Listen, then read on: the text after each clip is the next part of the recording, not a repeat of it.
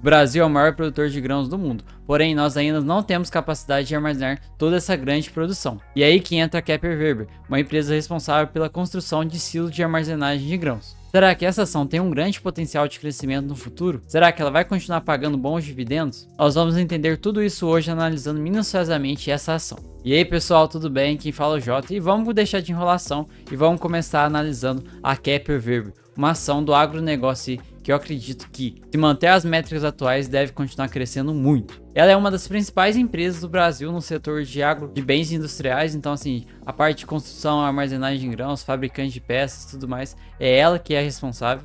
Ela iniciou suas atividades lá na década de 20 e hoje é uma das maiores atuantes no país aí na questão da pós-colheita, né, dos cereais e tudo mais, porque é ela que vai armazenar todos os grãos e etc. Hoje ela está espalhada por grande parte do Brasil, principalmente nas áreas onde o agronegócio é mais forte, e ela deve continuar se expandindo ainda mais, tanto no Brasil como na América Latina e no mundo. Ela é uma ação que está custando atualmente R$ 9,40, atingiu a mínima nas últimas 52 semanas no valor de R$ 6,94 e a máxima que ela atingiu foi de 12,36 centavos. Seu dividend yield acumulado está em 10,91%, um dividend yield relativamente excelente para ações, e a sua valorização nos últimos meses está passando por uma desvalorização de 2,8%. Um ponto negativo dessa ação é que ela não possui tag along, então caso ocorra a venda da empresa, o investidor não recebe o valor pela ação. Liquidez média diária dela é relativamente muito boa, 15 milhões. E aqui a gente chega na parte dos indicadores que eu julgo extremamente importante. Dividend yield eu já comentei com vocês, 10,91, excelente. Quando a gente olha o histórico dela, ano passado foi o mais alto, mas vamos ver como é que vai ser esse ano. PL 4,90, para uma ação está relativamente muito baixo. Eu comento com vocês que eu gosto de um preço sobre o lucro de cerca de abaixo de 10, então 4,90 está excelente. O preço sobre valor patrimonial, obviamente a gente sempre gosta de mas em ações é muito complicado de conseguir um valor patrimonial mais abaixo do que isso, e 2,56 está extremamente aceitável. A dívida líquida dela, tanto sobre o PL quanto o EBITDA e o EBIT, estão negativas, esse é excelente. Eu sempre comento com vocês que eu gosto de empresas que tenham uma dívida abaixo de 3. E aqui a gente já tem a Kepler Weber com as dívidas negativas, então excelente. Aqui a gente vai chegar nos indicadores que eu julgo os mais importantes e que de fato são muito positivos. Primeira é a margem sobre o EBIT, cerca de 26,36%. A margem sobre o EBITDA, 28,15%. Margem líquida, cerca de 20%, é o que eu gosto. Acima de 20% já está extremamente aceitável, e aqui ela vem mantendo essa margem. Quando a gente olha nos últimos anos, ela passou por alguns momentos negativos ali em 2017, porém ano após ano ela vem aumentando essa dívida, essa margem líquida, então resultados muito positivos. O ROI e o ROIC, que agora são avassaladores e gigantescos, chegou aí a empresa atualmente está no ROI de 52,26%. Quando a gente olha o passado, ela vê que a gente manteve um ROI ali relativamente baixo antes da pandemia, e pós-pandemia ela vem aí com um ROI extremamente alto. E para quem não sabe, o ROI é a capacidade da empresa gerar valor a partir do próprio dinheiro dela, sem precisar de investidor fora ou algo do tipo. O ROI que está em cerca de 40%, e quando a gente olha o gráfico passado também, ele vem tendo crescimento nos últimos 2-3 anos, então muito positivo. E o CAGR, que mede a taxa de crescimento da empresa, em cerca de 25,71%. CAGR eu gosto sempre que uma empresa cresça acima da Selic. E aqui o crescimento da Weber está praticamente o dobro, então excelente. Aqui o pagamento de dividendos era uma empresa que até 2015 pagava bastante, depois foi reduzindo e agora chegou ano passado a pagar cerca de R$1. Foi o ano de maior pagamento de dividendos. Mas a média dela aí está entre 20 e 30 centavos. Mas vamos ver, esse ano já pagou 43. Se manter essa taxa de pagamentos nos próximos anos vai ser excelente para essa ação. O payout da Kepler, ele é bem variável, a gente vê que lá em 2019 era de cerca de 17%, 2020, 2021 e 2022 ela chegou aí próximo de 50% e até ultrapassou. Talvez a empresa deve manter essa média aí nos próximos anos se o lucro continuar sendo extremamente alto como está sendo. Aqui uma coisa que eu gosto sempre de olhar que é a distribuição de acionistas. Então a gente tem uma grande participação aqui da Trigono Capital, da Morgan Stanley, Uruguai, empresa muito grande. Então tem várias empresas aqui investindo nessa empresa. Ela é uma empresa que nos últimos 5 anos vem aumentando também o seu lucro líquido, ano após ano, praticamente dobrando.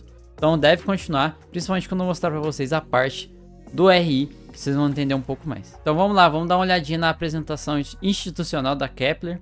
Aqui nós já podemos destacar alguns dados, principalmente a queda da receita líquida do primeiro trimestre comparado com o ano passado. Também tivemos a queda no margem EBITDA, ROI que também se mantém estável. É uma empresa que vem aumentando essa taxa de crescimento ano após ano. E aqui tá as principais áreas de atuações dela, então da pós-colheita, né? A gente tem a parte da originação, onde eles vão fazer a armazenagem, tanto ali no silo, como nas próprias fazendas também.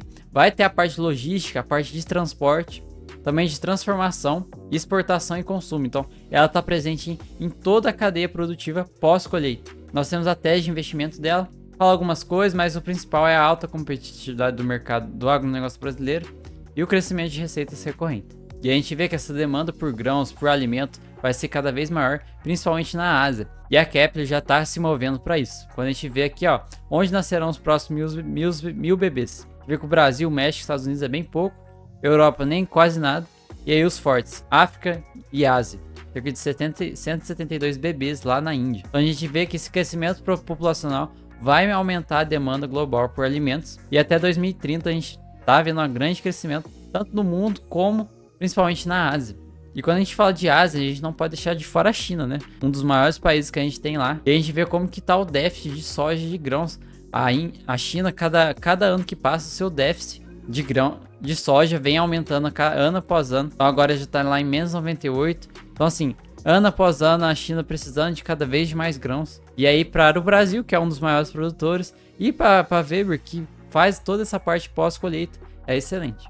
E aqui mostra onde a Kepler tem participação. A gente vê que ela é primeira em produção e exportação de soja. 57 das exportações globais é dela. A terceira em milho, em produção, em primeira em exportação, café. Ela praticamente é líder do mercado. Então a gente está falando de uma empresa que dentro do seu mercado ela lidera tudo. Então lá, carne bovina, frango, carne suína, trigo, etanol, suco de laranja, tá sempre presente aí.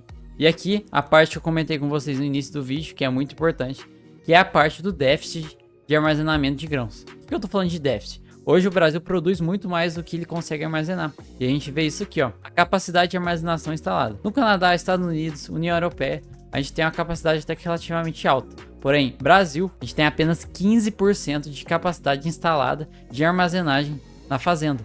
E a gente olha no gráfico, olha como que é o déficit em 2021 foi de cerca de 86 milhões de toneladas. E a estimativa para 2023 é para quase dobrar.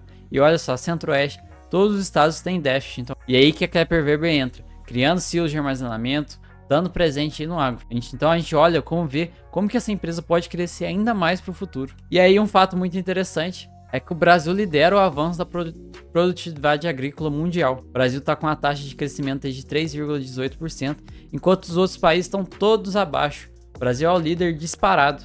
E é o que possui a menor capacidade de armazenamento. Então vocês podem ver que ambas coisas se ligam. E para a empresa isso é excelente. E aqui a gente pode olhar as safras. Olha só, o crescimento em toneladas. Então a safra aí de 2033, 34, tá aí a taxa. E aqui a gente pode ver uma comparação entre a produção e a armazenagem. A gente vê que ano após ano essa taxa vai crescendo cada vez mais. Por exemplo, a gente está aqui em 2022/2023.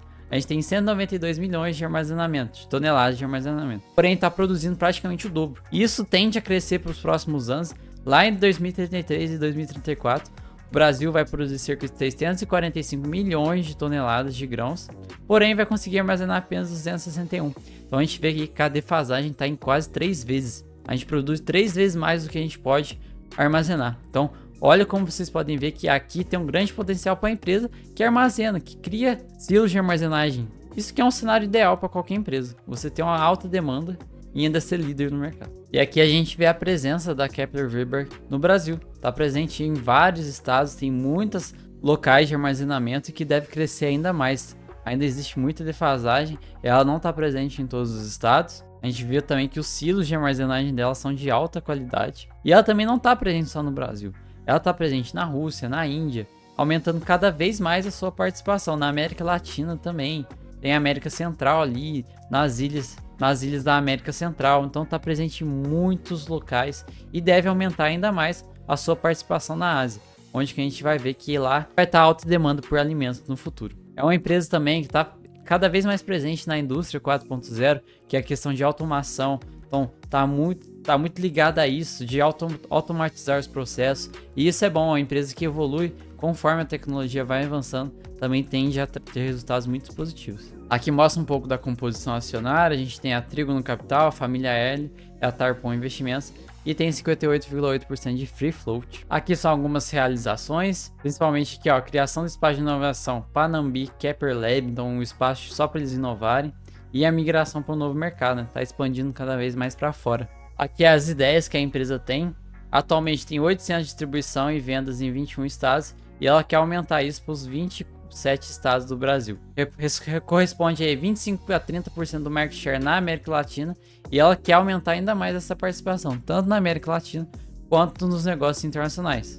Também quer trazer para dentro do agronegócio as vendas em e-commerce. Então, muito interessante essa ideia, é uma empresa bem inovadora. De fato, a Kepler Weber é uma ação que possui um grande potencial. E aqui eu trouxe os indicadores para vocês de maneira resumida, para a gente entender um pouquinho mais. De fato, a Kepler Weber possui um grande potencial de crescimento. E aí eu quis comprimir os indicadores para a gente poder dar uma analisada rapidinha em geral e entender mais. De fato, a Kepler Weber é uma ação que possui um grande potencial de crescimento, e a gente olhando o RI e toda a apresentação dela, a gente vê por que ela vai crescer ainda mais. E ela pode continuar crescendo se manter essas boas taxas de indicadores que eu comprimi aqui para vocês, para a gente entender um pouquinho. Tag Along não possui, porém, quando a gente olha para uma empresa que tem tantos bons indicadores, a gente acaba relevando. Dividend yield 10,91, também aceitável. O PL, muito bom, abaixo de 10 sempre aceitável. PVP, aceitável também, tá bem mais baixo do que algumas ações.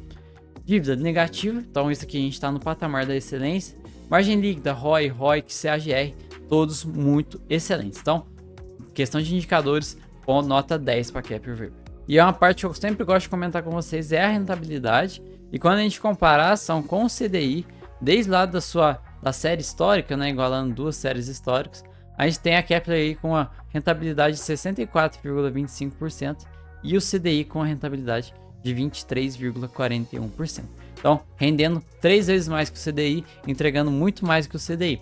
Então, para quem começou a investir lá em 2021, hoje está com a rentabilidade muito boa acumulada e deve continuar acumulando ainda mais. E bom, de comentários finais, é uma ação excelente, gostei demais de analisar ela com vocês. E para o futuro, ela possui um grande potencial de crescimento sim, porque como vocês puderam ver com gráficos e dados, o Brasil e tanto o mundo ainda possuem uma grande defasagem no armazenamento de grãos. E isso não vai ser resolvido no curto ou no curto prazo, só no longo prazo, daqui 30, 40, 50 anos. Então é aí que a Weber vai entrar e já está presente. Praticamente não existe concorrência com ela. O trabalho que ela realiza é excelente, eu já tive a oportunidade de conhecer algum dos galpões dela aqui em Goiás. E assim, a qualidade de armazenamento, toda a logística por trás é de uma classe extremamente alta. E com o mundo comendo cada vez mais, principalmente a Ásia crescendo cada vez mais, a demanda por alimentos e grãos vai ser cada vez maior. Para uma ação que, como vocês puderam ver, que pós-colheita ela está presente em praticamente toda a cadeia produtiva, desde a armazenagem, do transporte e até a distribuição e até a venda de criação de alimentos e outras coisas, é uma empresa que só tem a ganhar com isso. Então, espero que vocês tenham gostado. Se inscreve aí no canal. Deixa no comentário qual outra ação que vocês querem ver. E tamo junto. Até a próxima e falou!